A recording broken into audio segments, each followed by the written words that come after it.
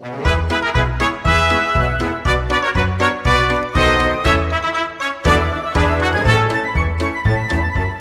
the early 18th century, colonial newspapers served as high-density geopolitical data feeds. They delivered critical intelligence at the physical speed of wind and sail. This is the front page of the American Weekly Mercury, printed on August 10, 1721. These columns contain the raw data of an imperial system under strain, reports of financial collapse, mass military mobilization, and severe religious schism. Because this information took weeks or months to cross the Atlantic, colonial administrators had to treat these delayed dispatches as vital operational parameters. Their local decisions depended on correctly interpreting the shifting stability of distant capitals. The intelligence nodes reporting in this single issue span from London to Paris and Vienna before finally arriving in New York.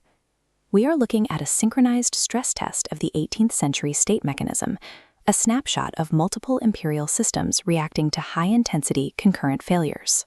Treating the Mercury as an executive briefing reveals how empires attempt to survive these simultaneous, cascading failures.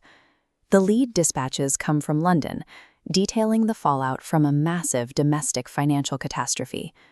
This image depicts the chaos of the South Sea Bubble, the 18th century's most devastating market collapse. The sudden evaporation of capital forced immediate and drastic intervention by the British state. The House of Peers investigation targets a scheme's architects. They specifically examine top executives, including Accountant General Grigsby and Deputy Cashier Sermon, for their roles in the crash. Scrutiny extends down to lower-level agents, suspecting individuals like John Barber, a printer, of illicitly dealing in stock.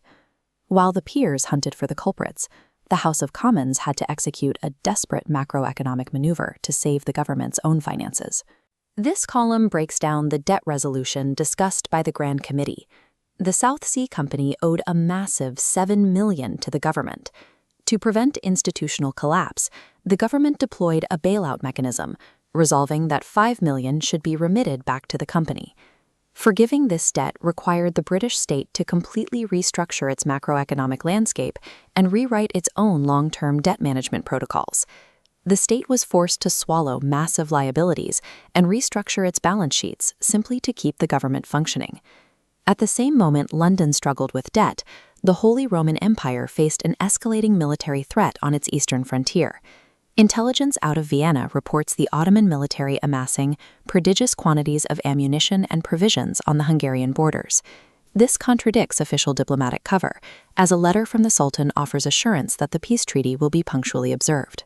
Local intelligence reports dismiss the Sultan's letter, noting that Turkish troops are actively strengthening their fortifications and preparing for combat. The primary intelligence consensus points to a severe escalation, an imminent military rupture between the Turks and the Poles. Because of overlapping treaty obligations, an Ottoman attack on Poland would legally force the emperor to commit his own military to the conflict. The emperor is caught in a state of tactical paralysis. He is forced to delay his own countermobilization while waiting for an official answer from the Grand Signior in Constantinople. A local border dispute over fortifications threatens to drag multiple massive empires into a continent-wide war. European military stability hung on a highly volatile standoff in the East, dictated by massed infantry and deeply conflicting intelligence reports.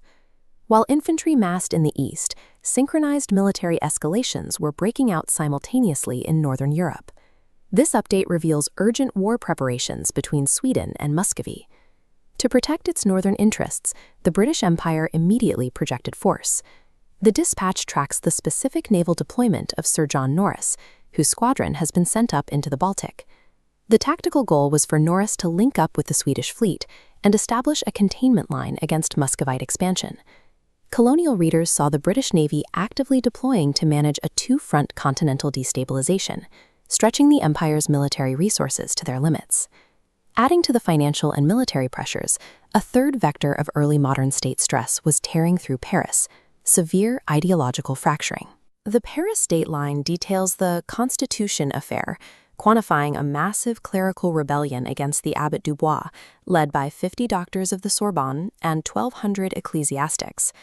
The intellectual rebellion was seated right here, at the Sorbonne Chapel, the absolute center of French theological authority. The text records the bishops issuing a radical declaration of independence, rejecting hierarchical commands, and stating they will govern according to that authority they have received from Christ. By claiming a direct divine mandate over the church hierarchy, these clerics mounted a direct challenge to centralized French state order. Simultaneously, a parallel religious restructuring was occurring in Germany, where the Elector Palatine was officially addressing Protestant grievances to maintain local stability. The pressure on Western Europe is then compounded by two rapid-fire, massive destabilizing events down in the Mediterranean region. First, a major geopolitical shift in Rome, the sudden and unanimous election of Cardinal Conti as the new pope. Right below that, the text reports an unchecked biological crisis, the plague continuing to rage in a violent manner across Toulon and Aix. Severe ideological schisms, sudden transitions of power in Rome, and lethal outbreaks of plague were simultaneously fracturing the baseline stability of the West. We have tracked financial ruin, massing armies, and violent plagues.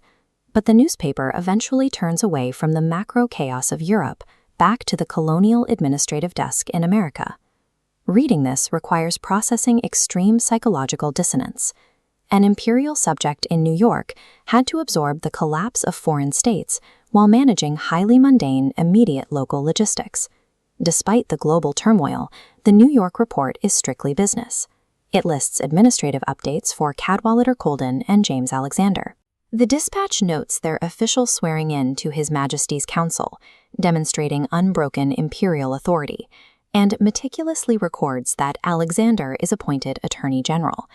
The rest of the page is filled with completely mundane port logs, tracking the routine arrival and departure of merchant sloops, moving between Barbados, Jamaica, and Carolina. This reveals the structural resilience built into the imperial system. The macro-level volatility is absorbed by the state apparatus, so that micro-level commerce and local law can continue uninterrupted.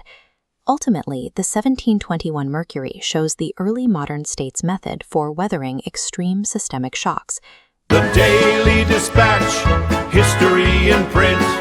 No modern gloss, no modern hint, just black and white.